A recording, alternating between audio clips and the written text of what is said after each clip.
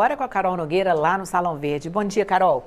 Bom dia, Mariana. Pois é, a expectativa aí para essa reunião de líderes está marcada para as 10 horas da manhã. Vai dar o pontapé inicial nesse ano legislativo, ver o que vai esperar, o que a gente pode esperar desse ano. Expectativa também de discussão da reforma da Previdência. Já está claro que é o assunto prioritário. Ontem teve uma reunião de líderes da bancada governista que tinha sido convocada, acabou ficando um pouco esvaziada. Mesmo assim, o presidente Rodrigo Maia deu uma declaração ontem dizendo que se o governo conseguir articular bem a reforma, essa discussão, é possível que ela seja aprovada em 3 meses. A gente vai conversar sobre isso com deputados, líderes, vice-líderes partidários estão aqui com a gente. O deputado Kim Kataguiri, que é líder do Democratas de São Paulo, e também o deputado Edmilson Rodrigues, do PSOL do Pará. Deputado, acho que o senhor não é líder do Democratas, vice-líder. Deputado, sua expectativa, ontem o presidente Rodrigo Maia falou sobre aí 3 meses para votação, a gente não sabe nem, o projeto nem chegou ainda. Sua expectativa para a chegada desse projeto e da discussão dele aqui dentro da Câmara? Eu espero que o governo envie esse projeto o mais rápido possível, né? Que ele seja bem elaborado, que ele esteja de acordo com aquilo que foi defendido pelo ministro Paulo Guedes, foi defendido até pelo, à época, candidato à presidência da República, Jair Bolsonaro, com um novo sistema para as novas gerações de capitalização, com igualdade, começando pelo setor público, principalmente pela elite do setor público, juízes, promotores, nós, deputados federais, senadores, ministros do Supremo, para que todos tenham o mesmo sistema previdenciário, não interessa se você é pedreiro, se você é professor, se você é médico, se você é deputado. Todo mundo sob o mesmo sistema e aqueles que não têm condições de se sustentar, além do sistema de repartição geracional, ter acesso também a uma renda básica. Deputado Edmilson, como é que a oposição se posiciona em relação a essa proposta aí, que traz essa ideia de igualdade, mas que muda bastante o sistema atual? Olha, o Paulo Guedes enriqueceu especulando. Ele está cumprindo o papel dele, defendendo o interesse dos banqueiros. Porque quando se fala em capitalização, significa descontar, além do desconto tradicional para a Previdência, mais alguns percentuais do salário para aplicar num dos bancos desses 4, talvez, que detêm 85% dos ativos financeiros do país. Ninguém toca na ferida. Hoje, há uma dívida de 450 bilhões das empresas, tipo Vale, que é uma das maiores devedoras, essa responsável por esse crime que aconteceu novamente em Minas Gerais, mas que atua no Pará também, com dezenas de barreiras, infernizando a vida das comunidades tradicionais, colocando em risco a vida do povo e o equilíbrio ecológico. Então essas empresas têm que pagar, mas o governo fecha os olhos, porque essas empresas financiam as campanhas de grande parte de deputados e senadores. Da mesma forma, se nós pegarmos a estrutura do orçamento anual, quase 1,2 trilhões dos 3,38 trilhões aprovados em dezembro de 2018, orçamento 19, estão para refinanciamento da dívida. Só que 400 bilhões quase é para pagamento de juros e amortização da dívida. Enfim, é o sistema financeiro rico e querem aprovar uma proposta que se confirmar o que foi vazado para a imprensa, num país, o estado de São Paulo, por exemplo, o deputado conhece bem, Capão Redondo, a expectativa de vida é de 54 anos apenas, não é de 78, como as pessoas mais ricas, de melhor renda, até alcançam. Não, 54 anos de vida e querem dizer que o cara só pode se aposentar aos 65. Então, querem cometer um crime, acabar com o direito do trabalhador. Porque se fala aqui nas elites, na verdade, tira-se o direito do trabalhador a uma aposentadoria ou uma pensão. Aliás, aquele que não teve carteira assinada ou um cargo público, sequer um salário mínimo vai ganhar. Isso é uma vergonha. Deputado Kim, resolver a questão das dívidas poderia diminuir ou resolver o impacto, esse impasse, esse problema da Previdência? Ia diminuir praticamente nada e resolver jamais, porque isso, ainda que a gente conseguisse pegar todo o dinheiro que as empresas devem, 1/3 são empresas que já faliram, que já nem existem mais. Como é que você vai cobrar um fantasma que não existe, né? Ninguém aqui é caça-fantasma para ficar indo atrás de espírito que não existe. Segundo, o outro terço está na justiça, sendo discutido. O Poder Executivo não pode fazer absolutamente nada e se fizesse, seria autoritário, né? É absolutamente indesejável que um poder interfira no outro numa república. E a outra parte já está sendo cobrada pelo Poder Executivo. Mas ainda que essa dívida fosse paga, você pagaria 1 ano de rombo. E depois, é uma questão recorrente, é uma dívida obrigatória, não é uma questão de caixa pontual. Não adianta você pagar um ano e depois vai tirar de onde esse dinheiro, né? E pelo contrário, não é direito nenhum do mais pobre que está sendo tirado. O sistema atual, só 3%, e isso recomendo até ao deputado que compareça aos cursos da Câmara, que têm sido muito bem ministrados, e parabenizo o corpo técnico da Câmara, que nos demonstrou que só 3% do dinheiro da Previdência vai para a camada mais pobre da população, 97% vai para a camada mais rica. Ou seja,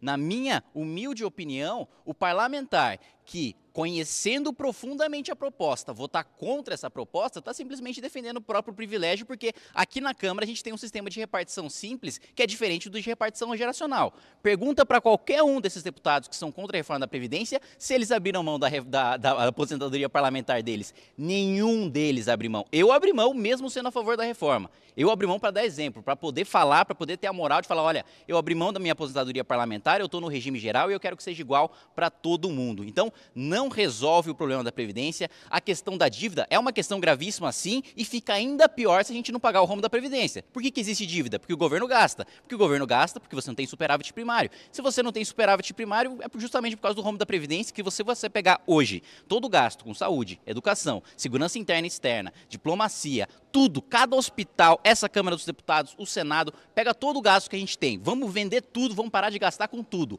Ainda não dá para pagar o quanto a gente gasta com Previdência. É esse o tamanho do problema e é uma questão matemática, não é uma questão ideológica. Não interessa se você é de esquerda ou de direita, dinheiro não nasce do chão. Deputado Edmilson, tem como resolver se não for assim? A questão é matemática, mas é ideológica. Quer ver uma coisa?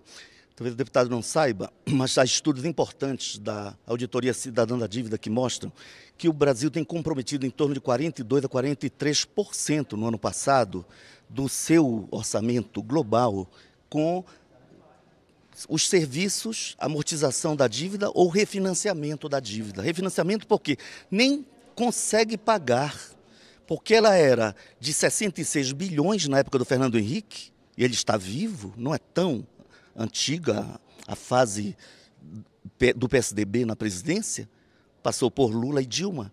E hoje, de 66 bilhões, 68, nós já estamos com uma dívida de mais de 5 trilhões, superou o orçamento, já está batendo o produto interno bruto, ou seja, toda a riqueza produzida do país. Então, essa é uma informação econômica, matemática. Uma proposta séria de reforma da Previdência exigiria estudos atuariais. Os cálculos atuariais são cálculos complexos, que curso de aperfeiçoamento aqui na Câmara não ensina. Então não adianta querer posar de conhecedor das coisas e ficar falando besteira. Nós temos que ser sérios com o povo. Sabe por quê? O trabalhador trabalha 40 anos para conseguir manter o seu salário e se aposentar somente aos 65 anos, se ele tiver carteira assinada por 40 anos. Isso é uma falácia de que é a favor do pobre. Sabe por quê? No ano retrasado, que é o dado oficial, de todos os aposentados brasileiros, 79,8%, não conseguiram provar 25 anos como servidor público ou com carteira assinada, porque as pessoas vivem mais desemprego do que emprego.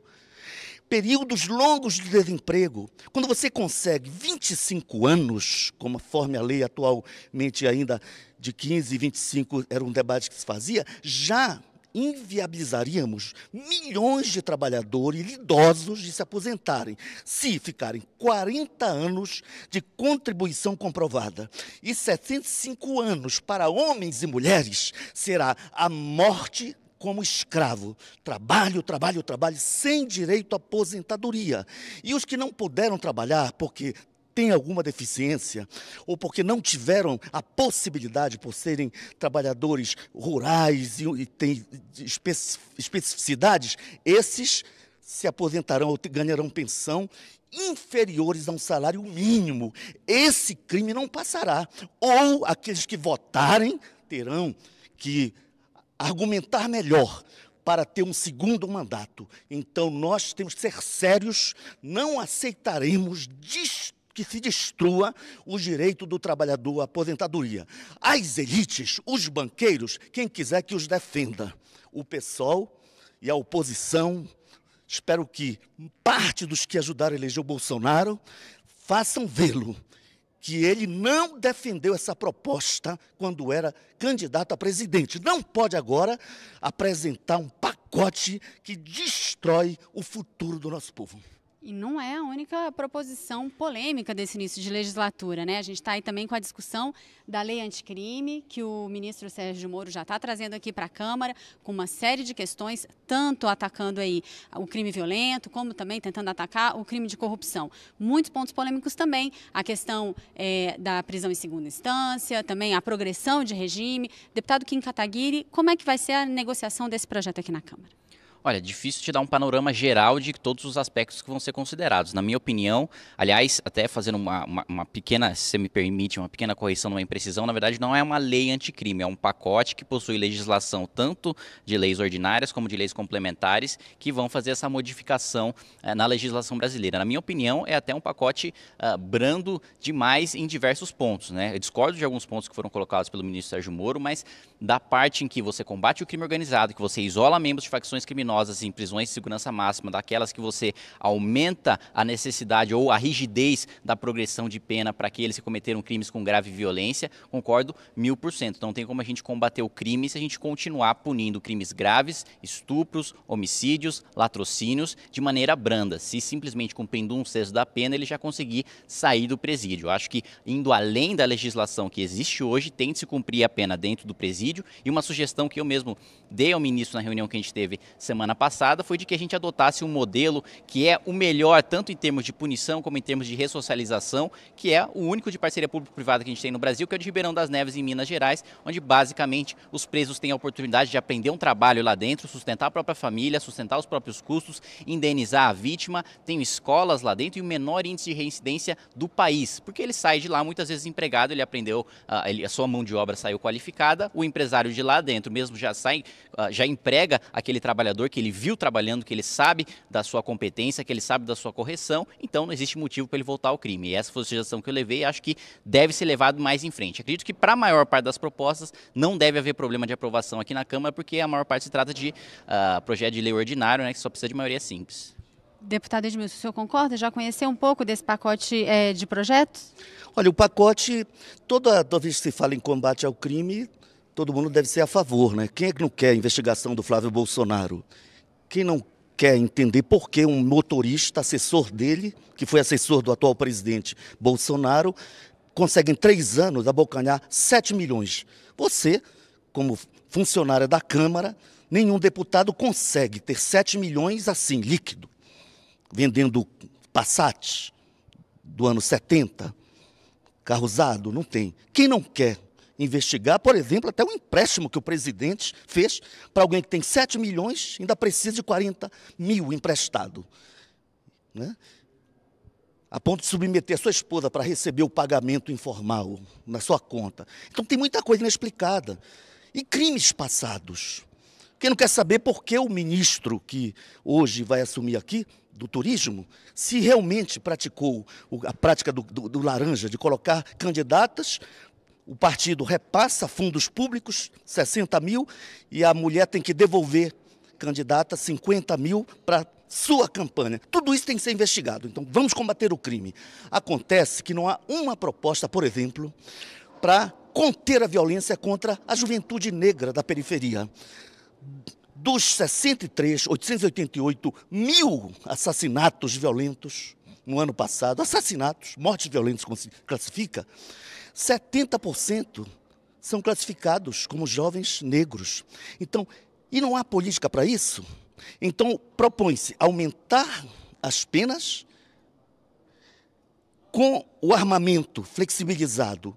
Certamente, os crimes de feminicídio e a violência contra essa população mais carente aumentará, Nós temos um caos no sistema penitenciário. Se hoje as cadeias já não dão conta dos presos, nós vamos agora ter, por mais tempo, mais gente presa, e não se pensou nada disso. Além de uma série de questões que ferem a própria Constituição Federal, conforme alguns ministros, alguns grandes juristas da própria OAB, instituições nacionais e internacionais estão levantando.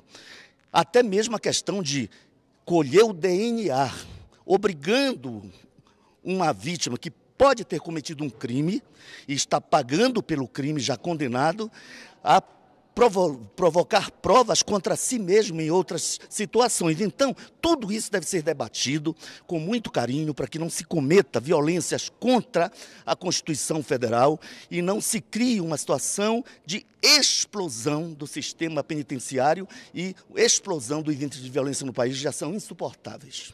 Deputado, essa questão da legítima defesa na ação policial, que é um dos pontos, né, do pacote, isso pode acabar agravando esses índices aí que o deputado mencionou, né, dessa grande violência que é sofrida nas comunidades pelos jovens e negros? Pelo contrário, o que você vê no pacote, aliás, até corrigindo uma imprecisão do deputado, não há aumento de pena, não há modificação nesse sentido de aumento de pena no Código Penal. A maior parte das modificações são no Código de Processo Penal, são questões de procedimento e na lei de execuções penais. Então, para você falar sobre um projeto, é importante que você leia o projeto e você conheça cada um dos projetos para você falar com propriedade dele. Então, antes de qualquer coisa, existe sim a política pública para conter homicídios contra a juventude negra, contra a juventude branca, contra a juventude anã, asiática, transexual, porque o homicídio é o mesmo para todo mundo e a progressão de regime também dentro do Código de Processo Penal é a mesma para todo mundo. A partir do momento que você modifica e enrijece a punição para todo mundo que comete todo esse tipo de crime, inclusive os crimes cometidos por policiais, que a gente sabe que nenhuma instituição é santa, nenhuma instituição é imaculada, tá? Imune a erros, existem falhas em todas as instituições, aqui na Câmara, na Polícia, na Presidência da República, enfim. E mais, existem medidas sim para combater as suspeitas levantadas aqui pelo deputado em relação ao caso do Flávio Bolsonaro, em relação ao caso do motorista. Os crimes de colarinho branco são justamente esses em que o deputado se confundiu ali na questão das penas, que você tem uma modificação efetiva no Código Penal para que seja, aí sim, aumentada a pena para quem cometeu esse tipo de crime. Ou seja, justamente todos os pontos levantados pelo deputado, e aqui peço data máxima vênia aqui para discordar, são esses mesmos que estão sendo alterados justamente para solucionar esse tipo de problema.